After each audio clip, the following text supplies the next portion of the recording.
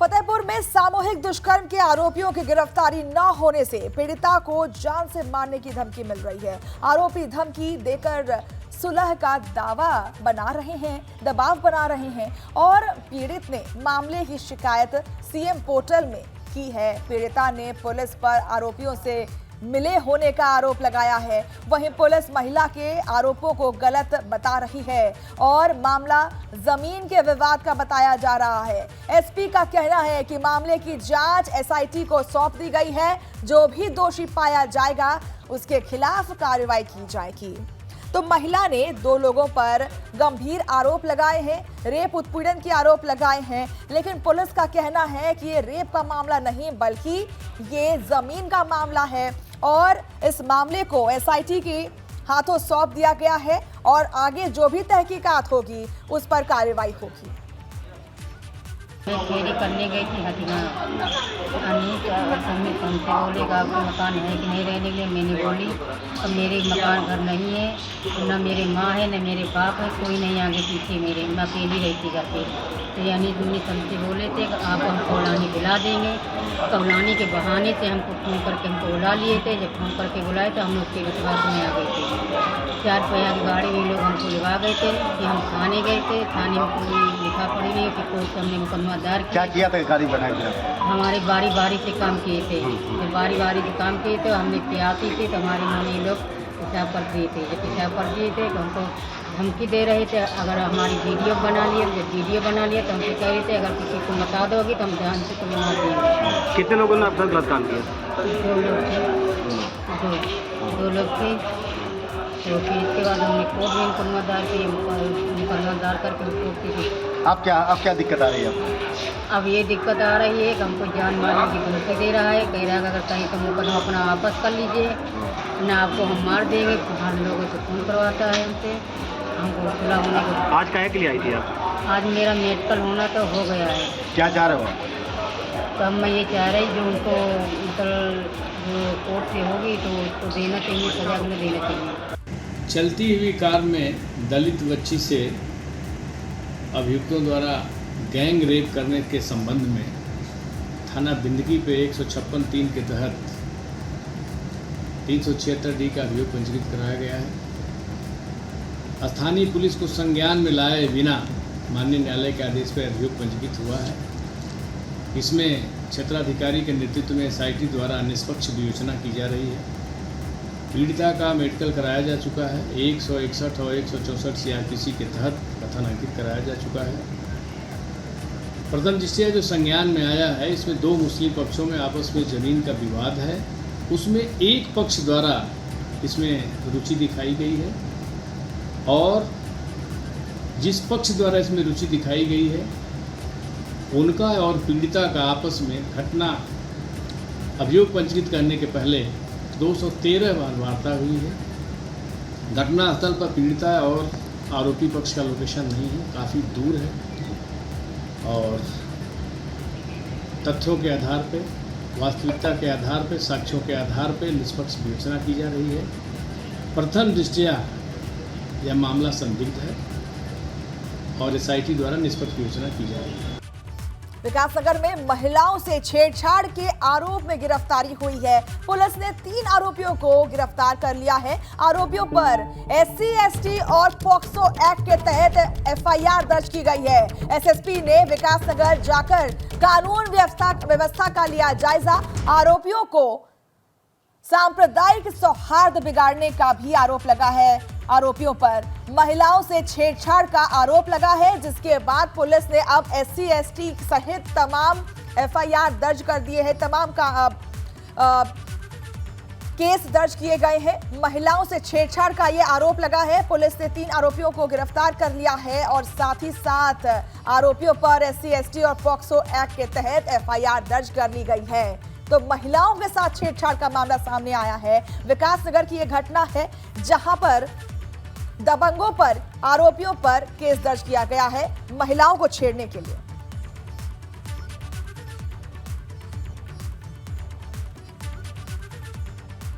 इस मामले में दोनों पक्षों की तरफ से हमने मुकदमा पंजीकृत कर लिया है और उसमें प्रभावी रूप से हम लोग विधिक कार्रवाई सुनिश्चित करेंगे। पर्याप्त पुलिस बल यहाँ नियुक्त कर लिया गया है, तैनात है। और एक एक क्षण प्रतिक्षण के घटनाक्रम पर मैं स्वयं इस समय जो है विकास नगर में हूँ। और आपको अवगत करा दूँ कि आज हमने इस प्रक्रिया में यहाँ पर देहरादून विकास नगर में भी कुछ जो हिंदूवादी संगठन के लोग हैं उनसे वार्ता की। हमारे अध्यक्ष SP रूरल और उनके साथ जो है अधिकारी कर्मचारी उन्होंने वार्ता की है। अब एक खबर मुरादाबाद से है, जहां सपा सांसद डॉक्टर ST हसन ने कहा है कि मुसलमान यूनिफॉर्म सिविल कोड को नहीं मानेगा। उन्होंने कहा है कि अगर केरल के राज्यपाल आरिफ मोहम्मद खान खुद को कुरान से ऊपर मानते हैं और कुरान के हुक्म को गलत समझते हैं तो उन्हें सलाह है कि वो इस्लाम को छोड़ दें। फिल्म 72 हूर पर उन्होंने कहा कि अब फिल्में भी राजनीति कर रही है, हूरों के बारे में गलत भ्रम फैलाया जा रहा है। ST हसन ने कहा है कि 2024 के लिए भाजपा के पास रोजगार या कारोबार और विकास मुद्दा नहीं है। वो हिंदू मुस्लिम करके चुनाव जीतना चाह रही है, लेकिन अब जनता इनके झांसे में नहीं आने वाली। तो सपा सांसद ST हसन का बड़ा बयान आया है सामने। फिल्म 72 हूरों के बारे में कहा कि ये गलत संदेश दिया जा रहा है, मुसलमान यूनिफॉर्म सिविल कोड को नहीं मानेंगे, ऐसा कहा जा रहा है ST हसन की तरफ से। भाजपा के पास चुनाव लड़ने के लिए और कोई मुद्दा नहीं है, भाजपा सिर्फ हिंदू मुस्लिम की राजनीति करना चाह रही है, ऐसा भी आरोप लगा रहे हैं ST हसन। सपा के सांसद हैं ST हसन और उन्होंने गंभीर आरोप लगाया है भाजपा के ऊपर। उन्होंने कहा है कि यूनिफॉर्म सिविल कोड की तरफ से के माध्यम से गलत संदेश समाज में फैलाया जा रहा है और भारत के मुसलमान यूनिफॉर्म सिविल कोड को नहीं मानेंगे। हमारे कि जैसे कि भाई बहन में शादी हो जाती है, मामा भांजी में हो जाती है, एक औरत 4-4, 5-5 पति रख सकती है। इस बात की इन्होंने फिक्र करी, लेकिन इस्लाम को मानने वालों के लिए क्या कर रहे हैं, मुसलमान के लिए क्या कर रहे हैं? हम शरीयत पे चलने वाले लोग हैं, वो इस्लाम के कानून जिससे किसी और को कोई दुश्वारी नहीं है, या हम अपनी औलाद में किस तरह से अपनी विरासत को बांटते हैं।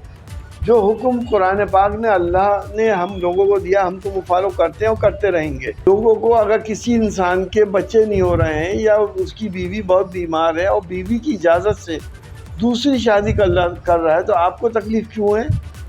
आपने बेगैरती बेहयाई लिविंग रिलेशनशिप को आम कर दिया, होमोसेक्सुअलिटी को लीगल कर दिया, तो अब क्या औचित रहेगा 2 शादी या 4 शादियों का? ये हमारे पर्सनल लाज हैं, इससे किसी को कोई नुकसान नहीं है, लेकिन ये एजेंडा है, क्योंकि 2024 का एजेंडा है, नफरतों का एक जाल है, समाज को बांटने का प्रयास है।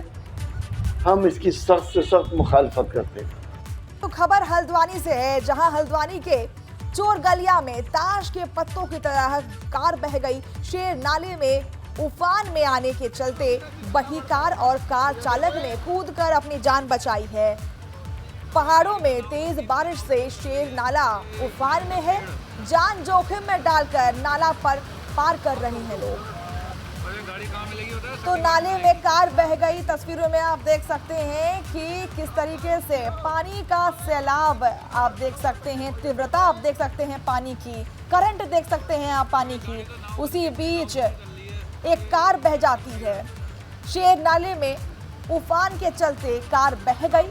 तस्वीरों में आप देख सकते हैं, हम आपको दिखा रहे हैं कि किस तरीके से कार बहती हुई नजर आ रही है सैलाब में।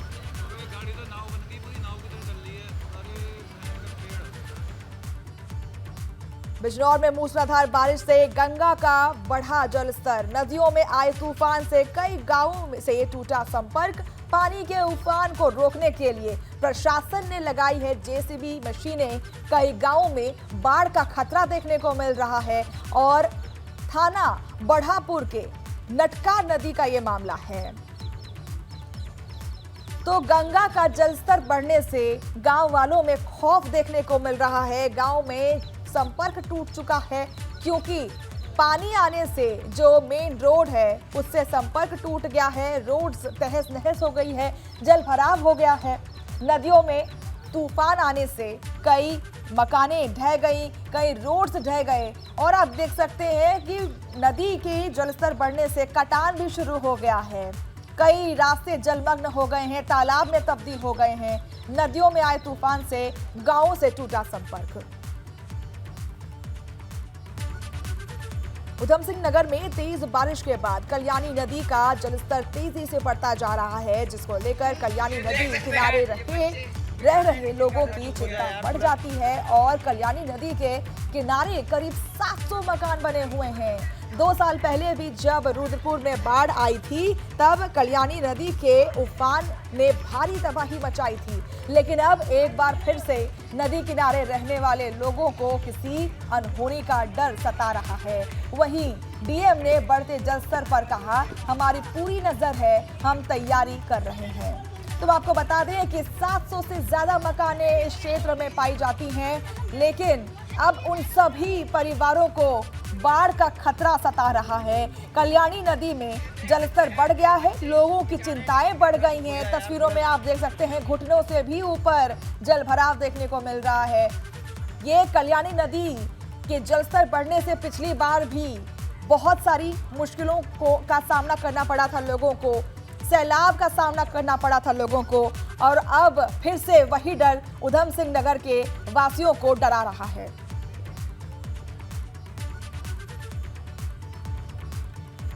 वहीं मुरादाबाद में बारिश के बाद भरभरा कर गिरी दीवार गिरने का वीडियो सोशल मीडिया पर वायरल हो रहा है। निर्माण कार्य के चलते इमाम बाड़े की दीवार गिरने से बड़ा हादसा होने से टला। थाना नागफनी इलाके के नई सड़क चौराहे का ये मामला है। तो तस्वीरों में आप देख सकते हैं किस तरीके से भरभरा करके ये मकान गिरी, ये दीवार गिरी और बारिश के बाद ये दीवार ढह जाती है।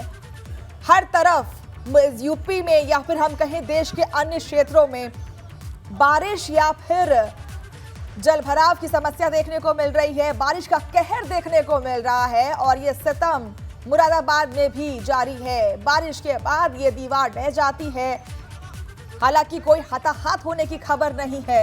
एक बड़ा हादसा टला है, बारिश के बाद भरभरा कर ये दीवार गिर जाती है। दीवार गिरने का वीडियो सोशल मीडिया पर वायरल हो रहा है। बारिश के बाद ये दीवार गिरी थी। बाराबंकी में रियल एस्टेट कारोबारी हबीबुल्लाह के घर पे आयकर विभाग ने छापा मारा। आयकर विभाग की टीम ने 13 घंटे तक हबीबुल्लाह से पूछताछ भी की। मामले में फिलहाल आयकर विभाग की टीम ने कारोबारी हबीबुल्लाह को हिरासत में ले लिया है। बताया जा रहा है कि आयकर विभाग को कोई अहम दस्तावेज भी कारोबारी के घर से मिले हैं। आपको बता दें कि हबीबुल्लाह बड़ा मसाला कारोबारी है और हाल में ही उसने रियल एस्टेट का काम चालू किया है। इस कार्रवाई को गैलेंट ग्रुप से भी जोड़कर देखा जा रहा है, क्योंकि इससे पहले गैलेंट समूह पर आयकर विभाग ने छापेमारी की थी। बाद में हबीबुल्लाह के यहां छापेमारी हुई है। आयकर विभाग ने जिले के जेसीबी और हुंडई शोरूम में भी छापेमारी की है। तो ये बड़ा शिकंजा कसा हुआ दिख रहा है कारोबारी पर। कई अहम दस्तावेज मिले हैं और जेसीबी और हुंडई शोरूम में भी छापेमारी की गई है। कुशीनगर में अंतर्राज्यीय वाहन चोर गैंग का पुलिस ने खुलासा किया है। मामले में पुलिस ने 4 शातिर चोरों को गिरफ्तार कर लिया है। आरोपियों के पास से 19 मोटरसाइकिल, 2 अवैध तमंचा और 4 फोन बरामद हुए हैं। चोरों से बरामद संपत्ति की कीमत करीब 16 लाख रुपए बताई जा रही है। पुलिस ने आरोपियों पर कई धाराओं में केस दर्ज कर लिया है और जांच में जुट गई है पुलिस। आरोपियों की गिरफ्तारी खड्डा थाना क्षेत्र के बंजारी पट्टी से की गई है। जनपद कुशीनगर के अंतर्गत थाना खड्डा, कोतवाली, स्वाट, सर्विलांस और साइबर की टीम ने एक सराहनीय कार्य करते हुए अंतर जनपदीय चोरों के गैंग का खुलासा किया है। इसमें 4 अभियुक्तों की गिरफ्तारी की गई है, जिनके नाम है शमशेर, कमलेश, मनोज और कयामुद्दीन अंसारी। इनके पास से विभिन्न जगहों से चोरी की गई 19 मोटरसाइकिल बरामद की गई है, जिसकी बाजार कीमत लगभग 16 लाख रुपए से अधिक है। इनका एक विस्तृत आपराधिक इतिहास है। साथ ही साथ इनके पास से अवैध तमंचा, कारतूस और मोबाइल फ़ोन और वाहन चोरी से जो विक्रय हुआ है उससे 10,000 रुपये नकद भी बरामद किया गया है। तो चलिए, नोएडा के सेक्टर 29 में जिला अस्पताल में बड़ा हादसा होने से बाल बाल टला है। गुरुवार सुबह डायलिसिस वार्ड की छत की 4 सीलिंग गिर गई और उसके बाद गनीमत ये रही कि उस वक्त कोई मरीज वहां नहीं मौजूद था। जब सुबह स्वास्थ्यकर्मी पहुंचे तब उन्हें जानकारी हुई। बताया जा रहा है कि पहले भी इस अस्पताल में दूसरे और तीसरे फ्लोर को 4 सीलिंग गिर चुकी है, जबकि यहाँ हर एक वार्ड में करीब 10 से 12 मरीज हमेशा रहते हैं। खैर, अस्पताल भी ज्यादा पुराना नहीं है, लेकिन इस तरह की घटना कई सवाल खड़े कर देती है। मामले में सीएमएस डॉक्टर रेणु ने बताया कि मरम्मत के लिए नोएडा प्राधिकरण को पत्र लिखकर मरम्मत की मांग की गई थी। तो खराब कंस्ट्रक्शन की मटेरियल्स के वजह से ये हादसा टला है।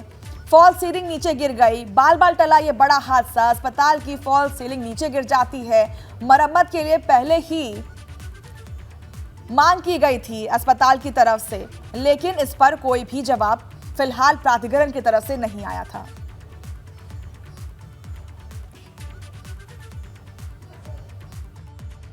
कई जगह हमारे दूसरे फ्लोर पे, छठे फ्लोर पे और 7वें फ्लोर पे जो फॉल्स रूफिंग है वो अपनी जगह से हट गई, डिसलॉज हो गई है।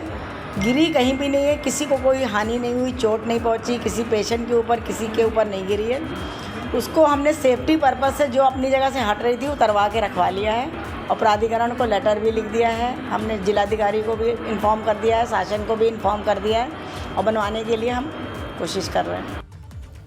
लखनऊ में शिक्षा भवन के दफ्तर में आग लग गई। कर्मचारियों ने बाहर जाकर बचाई अपनी जान। शॉर्ट सर्किट से आग लगने की आशंका जताई जा रही है। फायर सेफ्टी इक्विपमेंट भी नहीं कर रहे थे काम और मौके पर पहुंची दमकल गाड़ियों ने आग पर काबू पाया। फिलहाल किसी तरह के नुकसान की नहीं है कोई खबर।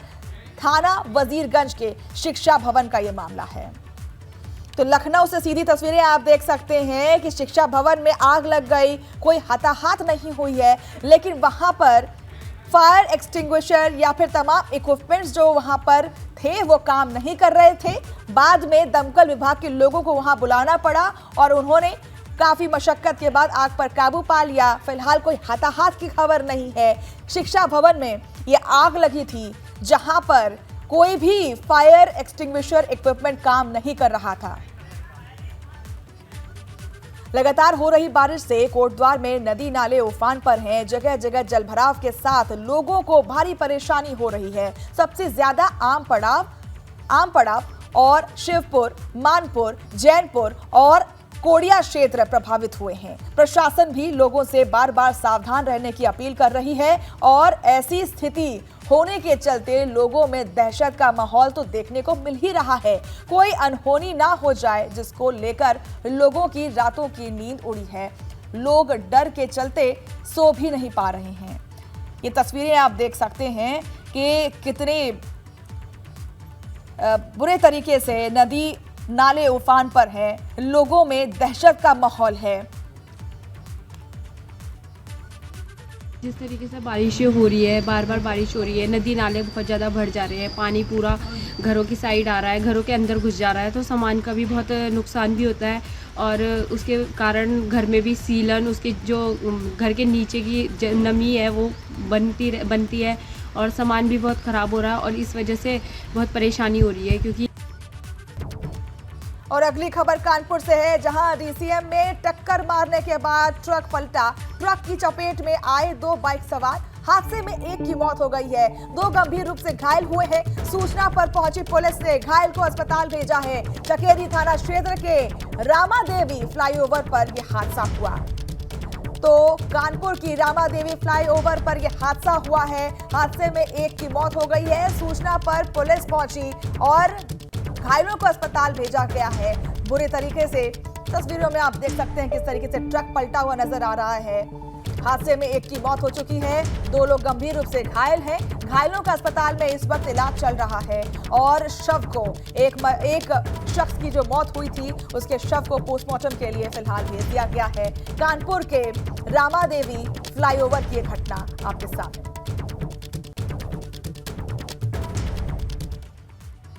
वहीं कुशीनगर में ट्रक और एम्बुलेंस में जोरदार टक्कर होती है। एम्बुलेंस के ड्राइवर समेत एक अन्य गंभीर रूप से घायल हो जाता है। ओवरटेकिंग के चक्कर में यह हादसा हुआ। प्राइवेट एम्बुलेंस मरीज छोड़कर गोरखपुर से आ रही थी, लेकिन वहीं पर ट्रक और एम्बुलेंस की बीच में जोरदार टक्कर होती है। कुशीनगर पुलिस चौकी के अंतर्गत नेशनल हाईवे 28 हाईवे की यह घटना है, जहां एक एम्बुलेंस, प्राइवेट एम्बुलेंस और ट्रक के बीच में जोरदार भिड़ंत होती है, जिसमें 2 लोग जख्मी हो जाते हैं। कुशीनगर ट्रक और एम्बुलेंस में जोरदार टक्कर होती है और एम्बुलेंस के ड्राइवर समेत एक अन्य गंभीर रूप से घायल हो जाते हैं। दोनों को अस्पताल में भर्ती करा लिया गया है। ओवरटेकिंग के चक्कर में ये हादसा हुआ। तो आए दिन हमें ये खबर मिलती रहती है कि रेसिंग या फिर ओवरटेकिंग के हादसे उसकी वजह से होते रहते हैं। और अगली खबर गोंडा से है, जहां जिला प्रशासन अवैध कब्जेदारों पर लगातार बुलडोजर से कार्रवाई करने में जुटा हुआ है, जिससे अवैध कब्जेदारी और भूमाफियाओं में हड़कंप मचा हुआ है। कर्नलगंज तहसील क्षेत्र के तालाब की जमीन पर अवैध तरीके से कब्जा किए गए 11 मकानों पर बुलडोजर से कार्रवाई की गई। साथ ही अन्य कब्जेदारों पर प्रशासन ने 3,48,000 का जुर्माना लगाया है। साथ ही FIR भी दर्ज कर ली गई है। तो लगातार प्रशासन का पीले पंजे की कार्रवाई जारी है। आप देख सकते हैं किस तरीके से कुर्की की कार्रवाई की जा रही है, बुलडोजर की कार्रवाई देखी जा रही है। भूमाफियाओं पर पीला पंजा का प्रहार देखने को मिल रहा है और मौके पर तमाम प्रशासन भी वहां मौजूद है। मग्न होने की स्थिति गोंडा इससे प्रभावित रहा भी है और शहर में तो ड्रेनेज की दिक्कत है, क्योंकि ड्रेन्स यहाँ पर बने नहीं हैं, बहुत पुराने बने हैं, डिसकंटिन्यूड हैं और कई जगहों पर ड्रेनेज की व्यवस्था उत्तम नहीं है। इसी प्रकार से ग्रामीण क्षेत्रों में भी हम लोगों को कई जगहों पर दिख रहा है कि एक तो जो सार्वजनिक नालियाँ हैं उनको अवैध रूप से कहीं पे कब्जे हैं, तालाबों में भी कब्जे हैं। तो ये एक समय था, ख़ास तौर पे इससे पहले 2 महीने पहले समय में मानती कि उस समय पर हम लोग उसको करवा सकते तो और बेहतर होता, बिकॉज़ अब पानी भरने लगा है तो इस समय पे इनको खुदवाना, तालाबों की खुदाई होना थोड़ा मुश्किल है। लेकिन फिर भी जहाँ पे अवरुद्ध हैं नालियाँ, जहाँ पर ऐसे समस्याएं हैं कि जल निकासी के मार्ग अवरुद्ध हैं, उन जगहों पर हम लोगों ने त्वरित निदान के प्रयास किए हैं और अवैध कब्ज़ों पर पूरी सख्ती से निर्देशित किया हुआ है कि इन कब्ज़ों को हटवाकर जो जल निकासी है उनकी व्यवस्था सुनिश्चित की जाए।